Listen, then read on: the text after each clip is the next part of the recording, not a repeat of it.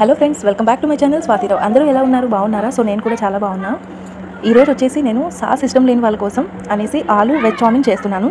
ఆ వీడియో అనేది మీతో షేర్ చేసుకుంటున్నాను. ఎందుకు అంటే మాకు కూడా సాస్ నచ్చదు కాబట్టి సాస్ వేయకుండా ఆలు వెజ్ చామిన్ చేసేయబోతున్నా.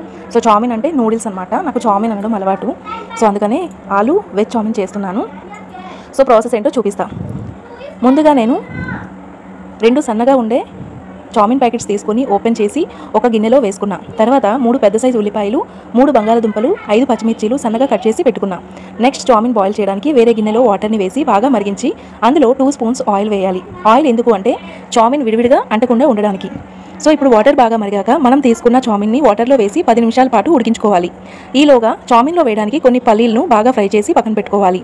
ఇప్పుడు ఉడికిన చామిన్ని హోల్స్ ఉన్న ఒక బౌల్లోకి ట్రాన్స్ఫర్ చేసుకోవాలి. చేసుకున్నాక చామిన్లో చల్లనీళ్ళు పోసి నీరంతా వడపోసుకోవాలి. సో నెక్స్ట్ ఏంటంటే స్టవ్ ఆన్ చేసి విశ్రాంతిగా ఉన్న ఒక కడాయి తీసుకొని అందులో ఆయిల్ వేసి ఆయిల్ బాగా హీట్ అవనివ్వాలి. ఆయిల్ కొద్దిగా ఎక్కువగానే పడుతుంది. ఆయిల్ హీట్ అయ్యాక ఫ్రై చేసుకున్న